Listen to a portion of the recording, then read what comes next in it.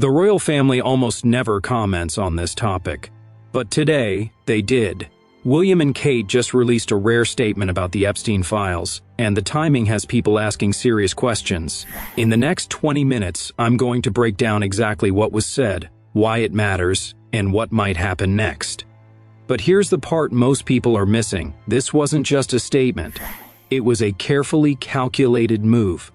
And by the end of this video, you'll understand exactly why. Stay with me. Okay, let's start with what we actually know for sure. Kensington Palace, representing Prince William and Catherine, reportedly issued a short public statement expressing concern about the ongoing revelations related to Jeffrey Epstein. According to reports, the statement emphasized their focus remains on supporting victims and those affected. Now, this is important. The palace did not name individuals. They did not confirm or deny specific allegations, and they did not go into details about any royal involvement. What they did do is acknowledge public concern and redirect attention to the victims. That's the headline. But here's what's not confirmed. We do not have evidence of William or Kate being directly implicated in any wrongdoing. We do not have new documents naming them. What we do have is renewed public pressure, and that's why this statement exists. So that's the surface level.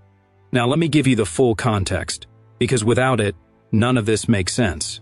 To understand why this statement was released now, we need to understand why Epstein is back in the headlines. Jeffrey Epstein was a financier who was arrested in 2019 on serious charges. He died in custody that same year. Since then, court documents, victim testimonies, and investigative reports have been slowly released to the public. In recent months, new batches of files were reportedly unsealed. These files mention dozens of high-profile names, politicians, celebrities, business leaders. Some were accused, others were simply named as associates or witnesses. So here's what we know. Prince Andrew, William's uncle, has been publicly tied to Epstein for years. He settled a civil case in 2022, that's confirmed. But William and Kate? No direct accusations, no lawsuit, no charges. But because the royal family is connected through Andrew, the pressure has spread. Social media, news cycles, documentaries, they all keep the story alive. And when pressure builds, the palace sometimes responds.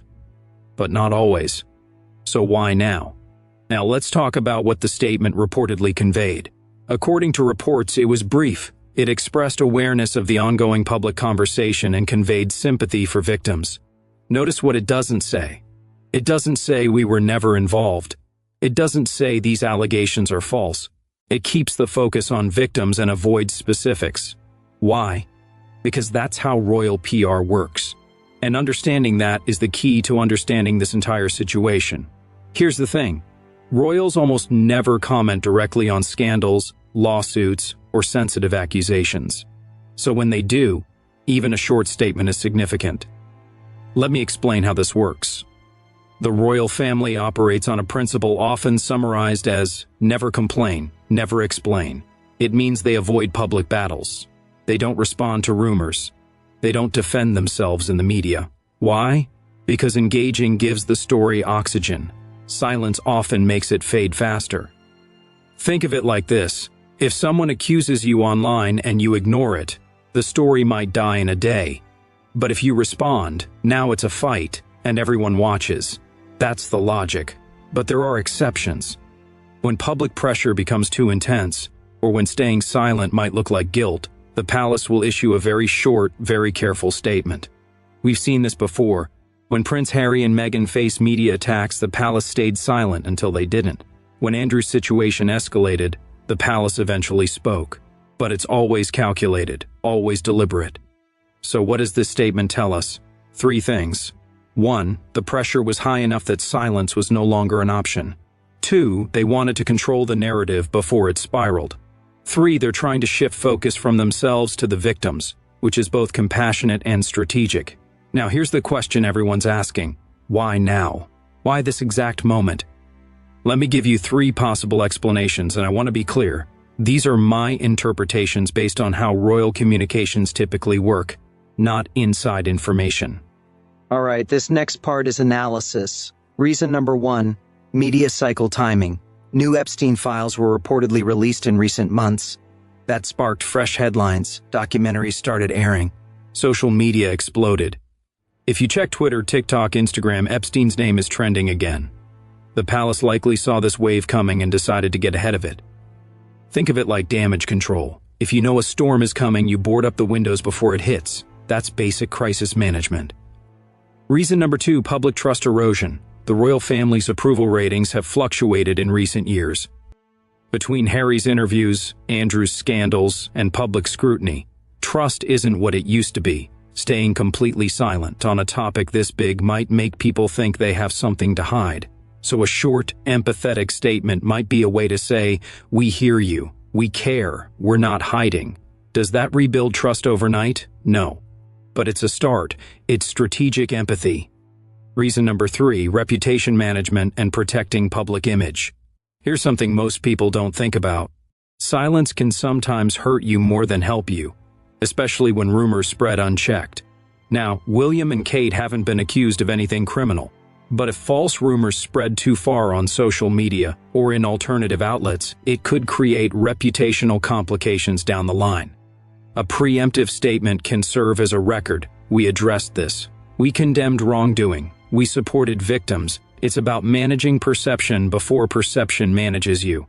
So to recap, media pressure, public trust, and reputation management. Those are 3 reasons this statement might have been released now. But again, this is analysis, not confirmed motive. I don't have access to palace meetings. Nobody does. This is informed interpretation. Now what happens next? That's what everyone wants to know. Let's talk about the future. I'm not going to speculate wildly, but I will walk you through the most likely scenarios based on how these situations usually play out. The first possibility is that this is the only statement. The palace says nothing more. The media covers it for a few days, then moves on. William and Kate return to their normal duties, charity work, public appearances, family life. The story fades. This is actually the most common outcome. Royal statements are usually final. They don't engage in back and forth. One statement, then silence. That's the playbook. But there's a chance that doesn't happen. Another possibility is that more documents emerge. If new files are released and they contain more information, true or false, about the royal family, the palace may be forced to respond again. They might issue a second statement. They might involve lawyers. They might even give interviews, though that's rare. We saw this with Prince Andrew. One statement wasn't enough. Eventually, he did a TV interview, which by most accounts made things worse. So if more evidence or accusations surface, expect more responses. But they'll be very, very careful. A third possibility is that public pressure forces more visible action. If public anger grows, petitions, protests, media campaigns, the palace might take steps beyond a statement. That could mean distancing themselves further from Andrew publicly. It could mean donations to victim support organizations. It could mean a longer, more detailed explanation. But here's the key. Royals only act when they feel they have no choice. And right now, the pressure is moderate, not explosive. So I don't expect dramatic moves unless something big changes. So what should you watch for in the coming weeks and months? 3 things. 1. Any new document releases. If more Epstein files are unsealed, pay attention to whether any royal names appear, and in what context. Not every mention is an accusation. Context matters. 2. Changes in William and Kate's public schedule or communications tone. If they suddenly cancel events, increase charity work related to abuse survivors, or shift messaging, that's a signal something's changing behind the scenes. 3. Mainstream media coverage tone. If outlets like the BBC, major newspapers, or international broadcasters start calling for accountability or asking harder questions, the palace will feel the heat. Public pressure moves slowly, then all at once. And here's my honest take.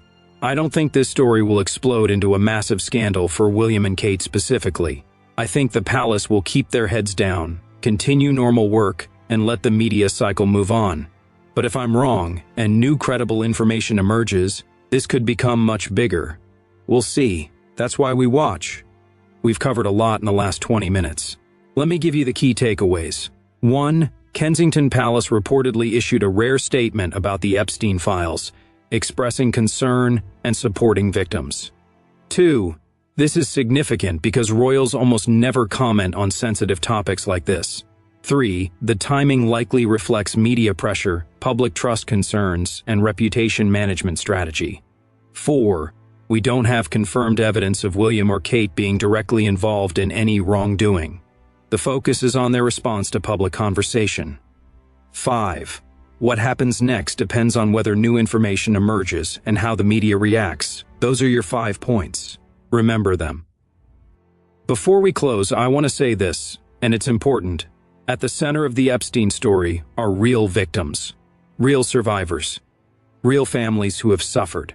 Whatever happens with the royal family, with the headlines, with the media circus, those people deserve justice, support, and respect. This video is about understanding the news, the context, the strategy. It's not about entertainment. It's not about gossip. It's about truth and accountability. And I hope that came through. So here's my question for you, and I genuinely want to know. Do you think the royal family should say more, or is a short statement enough? Comment below, more or enough. Let's have a respectful conversation in the comments. And if you found this breakdown helpful, if you feel more informed than you did 20 minutes ago, hit that subscribe button. We're covering news like this every week. Clear, calm, fact-based. No clickbait. No conspiracy theories. Just analysis. Share this with someone who's been following the story. Let's keep the conversation respectful and informed. Thanks for watching. Stay curious. Stay kind. And I'll see you in the next one.